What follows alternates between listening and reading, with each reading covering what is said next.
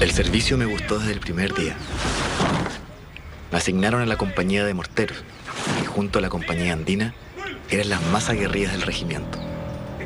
Dando plena seguridad que nada malo aquí les va a ocurrir. Había muchachos que estaban abrazados con otros. La sensación que me produce hasta el día de hoy es que estaban conscientes que iban a morir. ¿Por qué no van la cara a los oficiales, güey? Querían dar la cara, güey, así como están en el regimiento, deben dar la cara, güey. Este 18 de mayo se cumplen 13 años desde que se escribiera uno de los episodios más vergonzosos y negros a la vez para el ejército chileno. 45 soldados perdieron la vida a los pies del volcán Antuco. La pesadilla blanca abrió una herida de la que hoy decenas de familias no logran recuperarse. Normalmente llegan todavía aproximadamente 45 hombres en calidad de aislados. Y eso esperamos que mañana nos encontremos durante la mañana. La decisión del mayor Patricio Cereceda y el comandante Luis Pineda fue clara. Obligados a continuar una marcha pese a la ventisca y a los menos 35 grados de temperatura, el batallón de jóvenes comenzó el trayecto que unía el volcán Antuco con la laguna del Laja, a 1500 metros sobre el nivel del mar. Lo único que pensaba yo, voy a estar con mi familia. Eso es lo que me dio motivación a mi familia. Entonces cuando yo vi la parte ya que estaba crítico, o sea, crítico en general el clima y ver compañeros caer, suponte todos de la otra compañía, empecé a darme fuerza solo. 45 uniformados no lograron llegar a destino, un hecho del que nadie daba crédito, pues hasta el último momento los jóvenes que no contaban con la ropa necesaria, las medidas de seguridad ni la experiencia para enfrentar una tormenta como aquel 18 de marzo de 2005, pensaban que todo se trataba de una condición normal de entrenamiento. Al principio no lo tomamos importancia, porque como nosotros todavía íbamos bien, todavía a mitad de camino todavía íbamos bien. En realidad nosotros vimos el primer cuerpo casi a la mitad del camino de la que era de la compañía Mortero. Nadie lo tomó en cuenta. En la otra vereda, las familias de los malogrados conscriptos comenzaban a enterarse de lo sucedido. Angustia, desinformación e indolencia por parte de las autoridades a la hora de dar a conocer qué es lo que estaba sucediendo son solo algunos de los sentimientos que por aquel frío mayo en que la nieve se mostraba traicionera pueden describir la pesadilla que estaba desarrollándose en la región castrense. Información mala. Hemos sido bien atendidos porque nos han servido cafecito, estaba calentito, pero la información muy mala. Yo soy de la duela, ¿sabes? Más encima él lo hace voluntario, más bien lo hace. Desde el momento en que saben que son 4 los que ya han muerto, deben saber quiénes son y no dan ninguna información tampoco. Fueron 122 reclutas entre 18 y 19 años los que en total debieron enfrentarse por un tiempo que no parecía acabar al temido viento blanco de hasta 80 kilómetros por hora. Estaba tirado en la nieve y es lo único que decía, ayúdenme a pararme.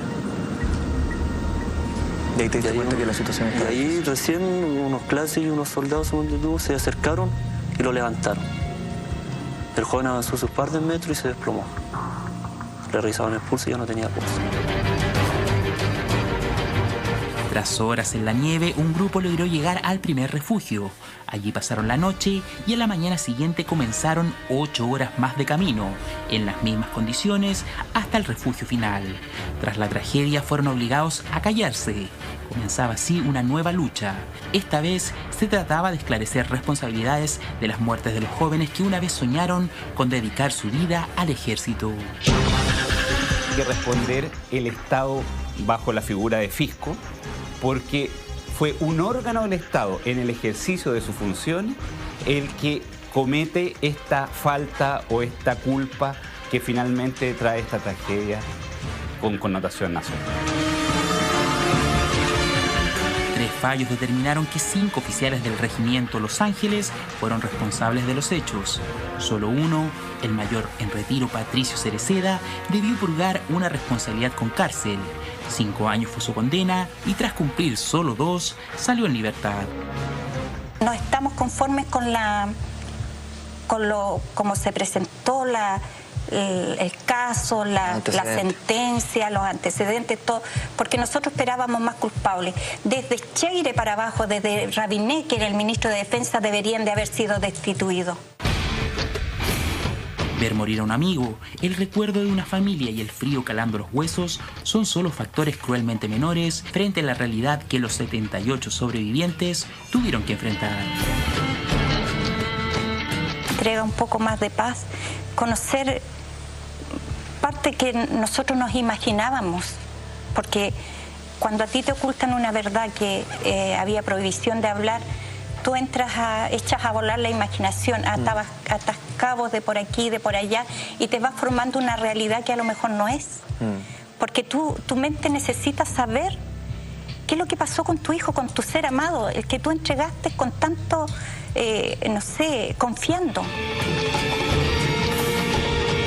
Entre quienes quedaron vivos, 6 de ellos siguieron causas legales y el Estado los indemnizó con 25 millones a cada uno. Los héroes de Antuco nunca se sintieron como tal.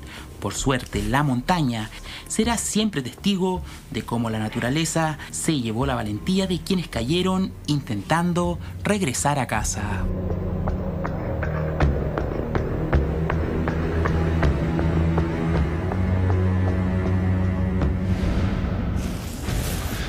¿Por qué uno de los responsables de la mayor tragedia de nuestro ejército en tiempo de paz se encuentra libre? Me refiero al mayor Patricio Cereceda. La respuesta a la vuelta de esta pausa comercial. Ya volvemos.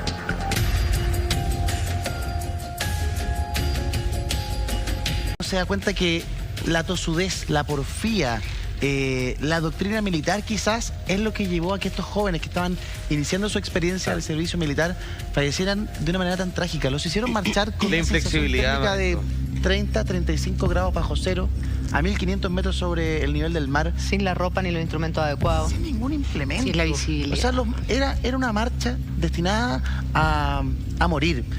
¿La marcha cuántos kilómetros tenía aproximadamente, general? Desde el refugio de los Barros hasta la Cortina, aproximadamente 24 kilómetros. 24 kilómetros. Con las condiciones que ellos tenían, con el equipamiento que ellos llevaban, realmente podrían haber caminado seguros 5, 6 kilómetros.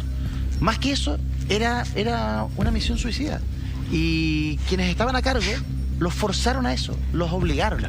Hemos visto en diversas entrevistas cómo las familias cuentan y relatan lo vivido por estos muchachos. Algunos sobrevivieron y contaban que sus compañeros iban cayendo en el propio camino. Comenzaron a desplomarse por el frío, por que se les comenzaron a congelar los dedos, las manos, los pies.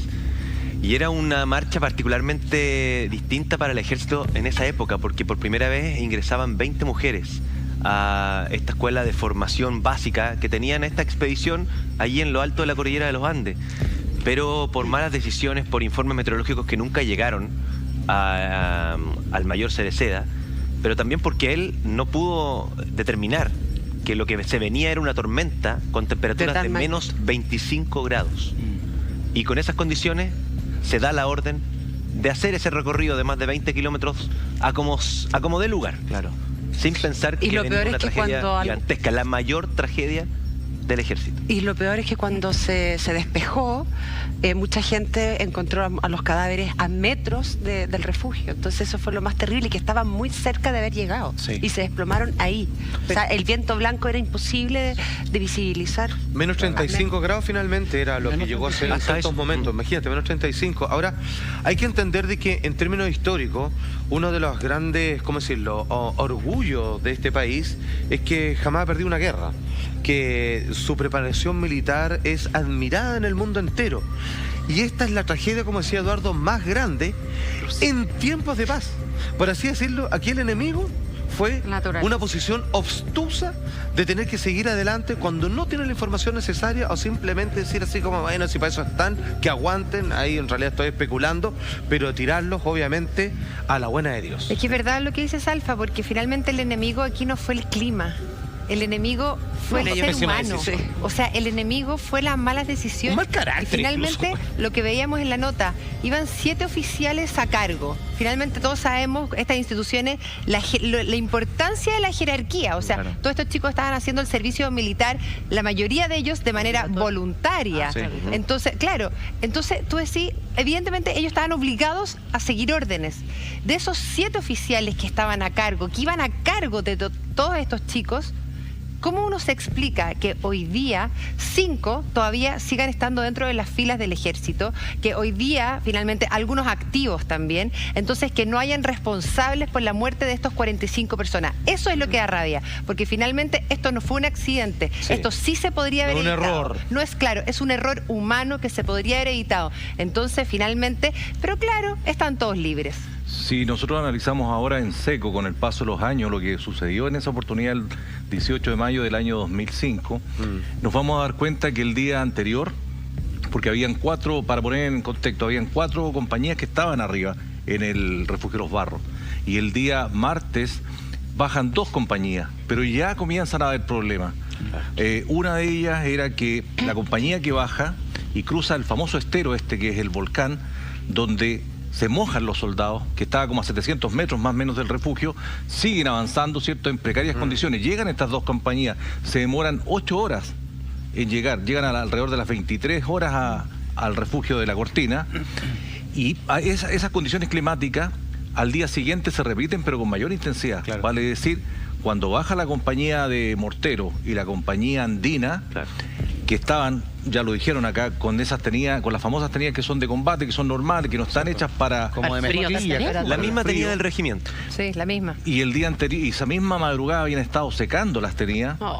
Entonces se inicia el desplazamiento, cruzan nuevamente este estero y se vuelven a mojar. Pero las condiciones ya estaban complicadas porque había una tormenta de viento blanco. Estamos hablando de hielo, granizo, ¿cierto? Nieve. Que no se vean a distancia. Visibilidad 50 centímetros, desorientación. Frío, hipotermia. 1500 metros de altura. Claro. Y la hipotermia te da sueño. Claro, y el día anterior incluso hasta unos camiones habían quedado atrapados, entonces todo da cuenta de que... Estamos viendo ahí en pantalla el mapa que nos explica un poco los hitos o los lugares más importantes dentro de este periplo que debieron realizar estos conscriptos y que terminó con la vida de muchos de ellos. El punto de inicio de la marcha es el punto Los Barros. Claro. El refugio Los Barros, que es un lugar que está perfectamente acondicionado por el ejército para dar inicio a esta marcha. El recorrido parte desde el centro de la pantalla subiendo hacia la izquierda en sentido contrario al reloj, donde dice zona de búsqueda, donde muchos de ellos perdieron la vida. Y el refugio universitario La Concepción es un refugio que antiguamente pertenecía a la compañía Endesa y al cual algunos de ellos lograron acceder. Dentro de toda esta ventisca, dentro de todo el viento cruzado que había, viento blanco, donde tú simplemente no ves nada. No sabes si estás parado, si estás acostado. Exacto.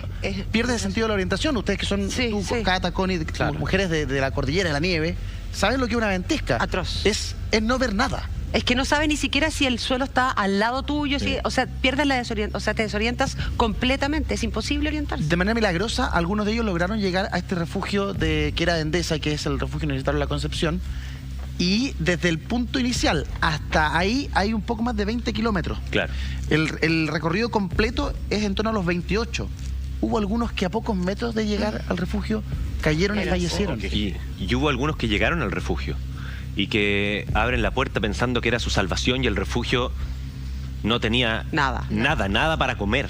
Ningún aprovisionamiento. No tenía, había una suerte de harina tostada y un par de palos que trataron de hacer fuego para mantener calor, pero vieron cómo también llegaban sus compañeros que estaban agonizando y que estaban esperando que alguien les fuera a dar ayuda.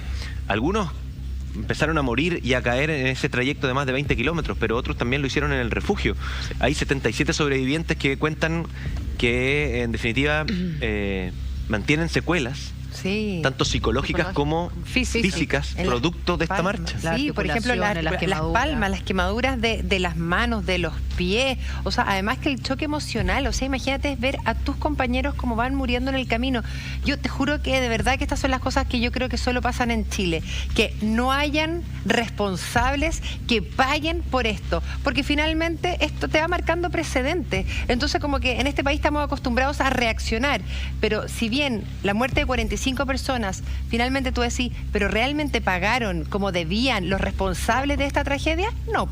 Claro, el único que terminó por pagar fue Patricio Cerecea, que fue el único oficial condenado a pena de cárcel en este caso, y que ya está libre, cambió completamente de vida, según la información se divorció, vive ya con un pariente, creó una empresa de artículos geriátricos, como que cambió completamente de rumbo y se abocó a la fe. Pero sería el único y que no cumplió la condena completa. Exactamente, él fue condenado a 5 años y un día, si mal no recuerdo, y a los 3 años de condena él se acoge a un beneficio y termina sacó barata, saliendo de la cárcel. Yo puedo estar, o sea, yo creo que fácilmente podemos establecer paralelos respecto a lo que sucedió con el CASA 212. Eso te iba a decir. Nuevamente un país enlutado por malas decisiones humanas. Una cadena de errores. Y en donde el factor clima es indicado como el primer culpable, porque aquí ahí pagamos ya. O sea, aquí no, es que la ventisca, aquí es un frío terrible, es que no sabíamos, que el informe no llegó.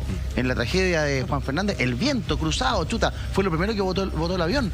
Entonces, asumamos la responsabilidad. ¿Sabes que yo estaba pensando justamente lo que tú estás diciendo? Y en estos dos casos, tú dices gente que se dedica a eso, o sea, especialistas en hacer lo que iban a hacer. Sí. Cuando uno aborta una misión, yo me acuerdo este día, nosotros teníamos en la compañía de teatro donde yo trabajaba, con la Rosita Nicolet, la Javiera Contador, el Guido Becchiola, íbamos justamente a actuar a Los Ángeles. Y me acuerdo que íbamos todos en una van que nos vino a buscar a Santiago muy temprano, ¿cierto? Para irnos tranquilos, sin problema, pero llovía a la antigua. Sí. De abajo para arriba. Pero mira, fíjate que yo me acuerdo que la van, el chofer iba a 15 por hora. O sea, dijimos, no vamos a poder llegar. Y efectivamente, cuando íbamos no sé dónde, paramos en una bomba de benzina y nos tuvimos que quedar ahí. O sea, decidimos entre todos los compañeros no sigamos y nos quedamos a dormir, a pernoctar, a pasar la noche en la bomba de benzina, porque era imposible seguir avanzando. O sea, nos arriesgábamos a lo peor. Claro. Nosotros, actores sin conocimiento de nada, era evidente, no se puede seguir avanzando. Si era una lluvia torrencial que refalaba la camioneta, entonces era imposible. A pie, claro. Y con nieve de la cordillera. Entonces yo digo, ¿cómo uno sí puede abortar una misión y gente que se dedica, que son especialistas, en el caso del avión, en el caso ahora de... Es que imagínate desobedecer, Rena. ¿Perdón? Imagínate desobedecer a tu subalterno, o sea, sí, claro, pero es que todas las vidas valemos. O sea, yo como actriz digo, yo me bajo de la van. Es que la mentalidad de un soldado es distinta. Yo te lo digo porque yo como tengo un hermano marino, te juro que son heavy, tienen como otra mente, no pueden decir. Así van como caballo a carrera. Uno dice, no, sabe que en general yo no quiero ir. Estoy hablando de cabros que estaban haciendo el servicio voluntariamente. Era servicio militar obligatorio, pero la mayoría de manera voluntaria. Entonces, en general, no tienen ninguna opción de decir, no voy a subir, o si no subo con este equipamiento, necesito una parca. Claro, es que se conjuga, como muy bien dices tú, la cultura militar con lo que es humanamente posible hacer. Aquí, si nosotros analizamos este caso, hubo señales previas de la naturaleza. Incluso hubo algunas opiniones ahí, alguna sugerencia por parte de subalternos de que las condiciones no estaban. Ahora, tampoco la gente tenía toda la especialidad de montaña. Habían algunos que eran especialistas. Entonces eso va minando la decisión final, cuando uno tiene que tomar la decisión, el asesoramiento. Pero ahí el sentido común decía que en esas condiciones, si el primer día los camiones no pudieron pasar, los soldados se demoraron 8 horas en bajar, que un ser humano camina 5 kilómetros por hora.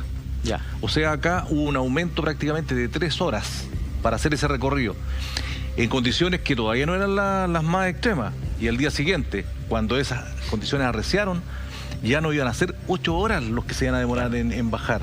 O sea, si conjugamos clima, temperatura, la tenía, ¿cierto? Que no era la más adecuada, que no conocían totalmente la alimentación, técnicas de abrigo, qué sé yo, para poder... experiencia. Era una marcha mortal. Ahora, un riesgo era innecesario. una marcha mortal, como dice definitivamente Germán. La primera información que se conoce es de un accidente de uno de los camiones del ejército. Sí. A partir de ahí, los familiares de estos conscriptos se acercan para tratar de averiguar, comienzan a llamar a los distintos medios y comienzan a enterarse de la real tragedia y de estas 45 personas fallecidas. Comienza el proceso también de la búsqueda de los cuerpos que finalmente son encontrados gracias a un satélite. ¿Recuerdan lo angustioso de esa familia, de los especialistas tratando de encontrar a estos conscriptos perdidos? Yo me acuerdo, Julia, de esos familiares desesperados que pedían respuesta del ejército, porque en un momento no se hablaba de personas desaparecidas, se hablaban de conscriptos dispersos en la montaña. Claro. Y todos nos preguntamos, ¿qué significa que estén dispersos si está nevando y no se ve prácticamente nada? Y la información en ese entonces se canalizaba más al sur, en Valdivia, si no me equivoco, que la unidad que está a cargo de ese regimiento de Los Ángeles. Entonces, claro, ¿cuántos de Los Ángeles o de Antuco a Valdivia, cuántos kilómetros? Son varios kilómetros. Entonces no había un canal de información directo con los familiares. Y ellos son los que piden, y la ciudadanía, información, queremos que respuesta, queremos saber de nuestros hijos, decían. Y en ese entonces estaba Juan Emilio Cheire, el comandante en jefe del ejército. Y él prácticamente se ve obligado a viajar a Los Ángeles para él tomar la vocería de esta tragedia, que después se confirma que lamentablemente mantiene y deja este número gigantesco de personas muertas. Como que le fueron tomando el peso de a poco a lo que había sucedido. En un principio a las familias de los... Eso fue muy doloroso, porque eso habla un poquito de la discriminación que existe en nuestro país. Cierto. Al ser gente humilde, al ser gente sencilla, al ser gente de campo, de donde vienen los conscriptos, la gran mayoría de los gente que se mete al Chile, servicio en busca de una oportunidad. Acción acto patriota a veces. No les dieron el respeto suficiente y yo vi madres gritar desesperadas por sus hijos para que le dieran respuestas. Vi madres atacar, golpear una ventana, una puerta para que alguien le diera una respuesta definitiva. No tengo pocos recuerdos de un ninguneo tan grande como el que en un comienzo se les dio. Después se entiende, se asume lo que había sucedido y se le da un tratamiento un poco más digno, pero en un comienzo la verdad es que fue casi como si les culpara a ellos mismos de lo que había sucedido. Una tragedia tremenda, pero que en general hizo que se reformularan los protocolos no solo del ejército, sino de todas las ramas armadas. Sí, con este caso se realizaron diferentes estudios para ver y adecuar los planes de entrenamiento de las instituciones. En este caso también Carabineros tomó en cuenta algunos aspectos.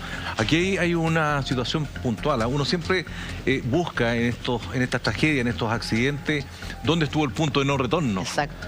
Y según los testimonios, dicen que en este trayecto el punto de no retorno fue... ¿Cuántos kilómetros? Cuando cruza a 700 metros del refugio Los Barros. Del inicio. Del inicio. A 700 metros, o sea, al lado. Ahí mismo. Porque ahí está el estero, el volcán. Entonces, cuando los militares, los conscriptos, pasan ese estero y se mojan las botas y las tenidas, significaba que le quedaban 25 kilómetros aún para llegar al refugio de La Cortina. Y ese era el minuto para haber abortado esa misión y haberse devuelto a Los Barros y haber esperado mejores condiciones climáticas. Sin embargo, eso no sucedió, sino que los hicieron avanzar. Continuó la marcha. Mañana se cumplen 13 años de esta tragedia y le mandamos un abrazo cariñoso a los familiares de los 45 soldados que fallecieron lamentablemente en este desastre.